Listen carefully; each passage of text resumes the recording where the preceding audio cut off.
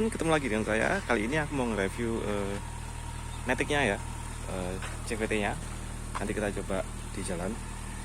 So, mobil ini cukup irit ya teman-teman. Ternyata bisa seirit Brio daripada si G8 yang cenderung di 13-14 km per liter. Ini kalau luar kota bisa sampai 16-18 km per liter ternyata. Tapi larinya memang jauh sih. Larinya jauh banget sama yang VTEC ya. Meskipun CVT-nya sebenarnya cukup fun to drive dan RPM bawahnya cukup nampol, tapi RPM atasnya cukup berat. 0 ke 100-nya cuman 13 detik kalau ban standar, karena ini bannya racing jadi sekitar 14 detik karena deviasinya berubah. Yuk kita langsung saja coba di jalan ya, sambil cari makan.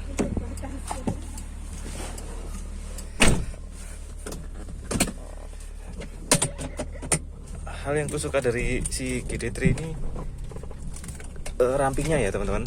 Jadi keunggulan daripada G8, rampingnya luar biasa ramping. Jadi masuk gang-gang gitu buat nyalip-nyalip gitu lebih enak. Dan ini aku agak galau karena aku jual 72 juta, banyak banget yang nawar. Karena aku mau ganti Jazz yang VTEC, ada yang jual 72 juta juga. Suratnya masih baru dipajakin kemarin. Tapi pas si Jazz ini ditawar sudah 9 orang yang mau beli, ternyata si Jazz yang VTEC itu laku. Wah kampret sih, agak galau juga sih. Soalnya itu pasti laku sih, soalnya kondisinya sangat bagus sih. Tonton videonya setelah ini ya, go video.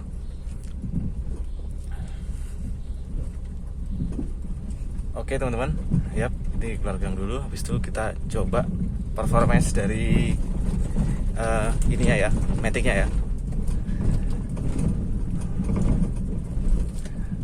Oke, jadi Matic-nya ini ada beberapa mode ya. Pertama itu mode full automatic D, itu responsnya kalem biasa.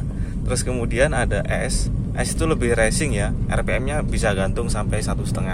Kalau D ini dia RPM-nya 1, tapi seiring kecepatan tinggi dia sampai 2. Kalau 100 km per jam gitu dia RPM-nya 2, karena kalau RPM-nya 1 tenaga mesinnya nggak kuat.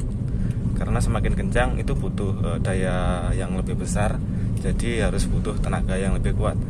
Oke, meski di D kita bisa tetap mode 7 speed ya. Jadi kalau ini kan pure CVT, jadi nggak ada transisi pindah gigi. Kalau kita tekan ini, dia langsung mode gigi dan dia langsung kayak turun gas dan RPM-nya naik ya teman-teman. Dan ini masih full automatic ya teman-teman. Jadi bukan manual, dia automatic tapi dia ada simulasi giginya.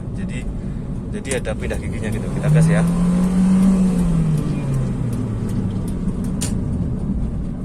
Oke, tenaganya kurang lebih seperti itu. Cukup gimana ya? Cukup nampol sedikit sih. Cuman dibanding dengan yang VTEC memang agak jauh teman-teman.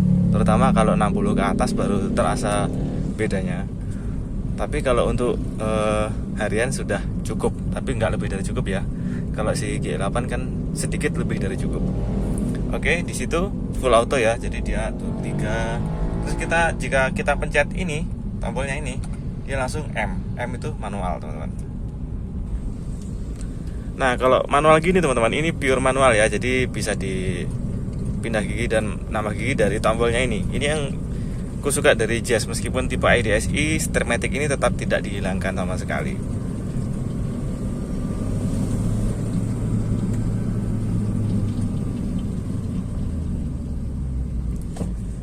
Cuman sayang banget kondisinya sangat ramai ya, jadi nggak bisa nyelip-nyelip. Nanti kita coba di pas jalan agak kosong, kita coba selip-selip. Untuk keiritannya bisa sangat irit ya, salut banget sih. Sudah ke sana kemari itu kalau pakai Jazz 100.000 habis, ini masih sisa banyak. Jadi cukup irit sih memang. Kita coba isi.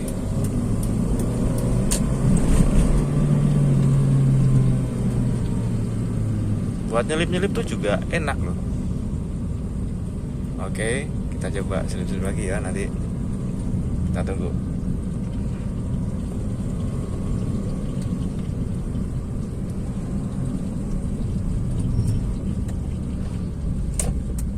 Oke, kita masuk.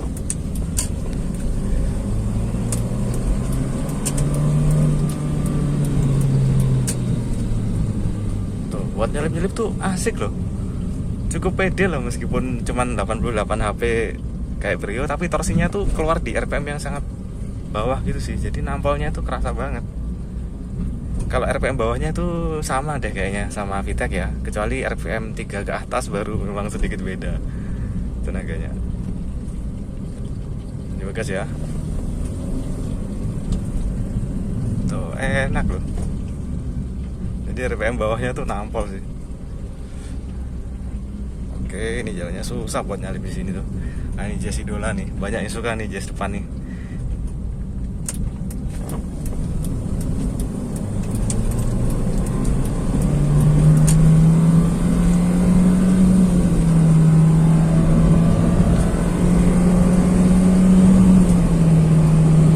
Oh, ternyata dia tetap pindah gigi sendiri ya kalau RPM-nya sudah habis. Nggak ada limiternya dia. Tapi so far sih cukup kenceng ya.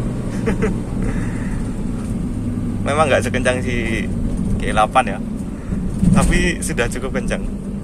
Oh ya, ini speedometernya agak geser dikit ya, karena bannya besar jadi lebih lambat dari aktualnya.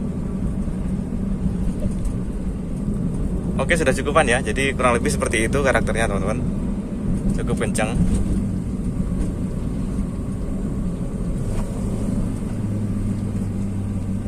Cuman nggak bisa diledak-ledakin kayak yang G8 ya, karena dia CVT sebenarnya nggak ada titik netralnya sama sekali. Meskipun dipencet, dia nggak ada titik netralnya. Oke, kita putar balik di pam aja.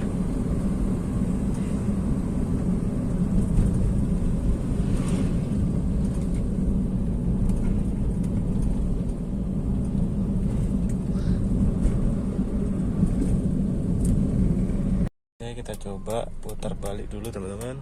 Mumpung lagi kosong nih.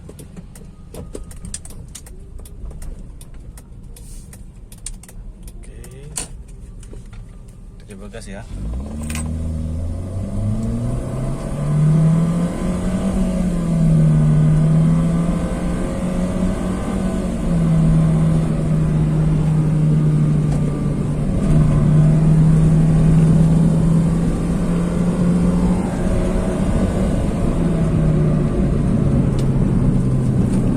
Oke teman-teman, meskipun mode M ya, ternyata saat dia ketemu limiter, dia pindah dengan sendirinya ke atas ya.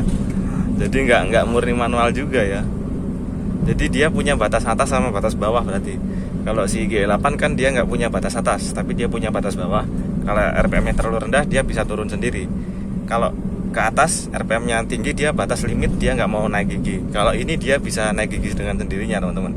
Tapi selama menyentuh batas atas sama batas bawah. Batas atas itu dalam artian RPM-nya 6, sedangkan batas bawah itu mungkin sekitar 1. Jadi kurang lebih seperti itu teman-teman ya karakternya dari Jazz IDSi ini. Kalau untuk daily use itu kurang lebih sama dengan G8 ya teman-teman. Lebih irit sedikit, mungkin sekitar 20%. Tapi kalau untuk luar kota kayaknya bisa sampai 30% teman-teman. Sebenarnya G8 itu bisa juga sih 17 km per liter, tapi dengan cara bawa yang santai banget teman-teman. Tapi kalau ini teman-teman, itu bawanya tuh bisa agak ngebut, tapi tetap irit karena torsinya itu keluar di RPM yang sangat rendah dan dia itu bisa gliding di RPM 1 teman-teman. Sedangkan di G8 itu kalau jalan itu RPM-nya 1,5, dia nggak bisa RPM 1 jalan.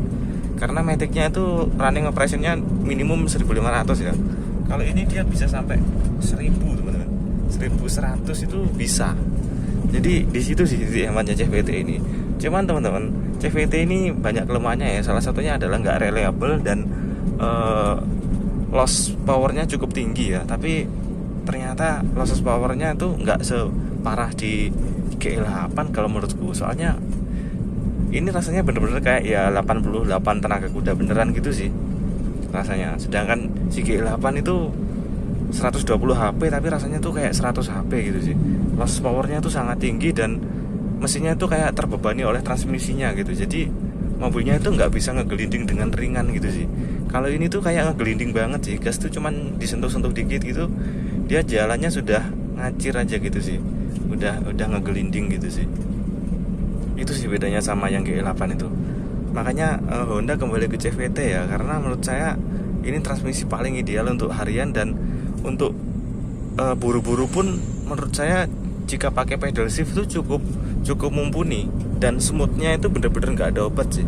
Ini bener-bener seamless banget, nggak ada pindah gigi, dan dia kayak nggak salah gigi gitu. Kalau di GE8 tuh kayak setiap kita gas tuh pasti turun gigi dan kaget gitu sih. Kalau ini bener-bener nggak ada kayak gitunya sih.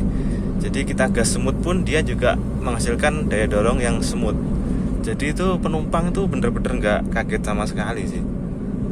Canggih sih menurutku CVT ini, transmisi yang sangat bener sih. Hanya saja di reliable-nya yang nggak sebandel transmisi biasa ya. Harusnya pabrikan nyiapin part yang cepat ausnya itu secara terpisah ya. Jadi harganya bisa tertekan. Jadi tinggal ganti CVT-nya atau pulei-nya, jadi kembali sehat seperti baru lagi. Itu sih kalau menurutku solusinya. Oke teman-teman, terima kasih telah menonton. Jangan lupa tonton video-video saya lainnya. Jangan lupa like, share, dan subscribe.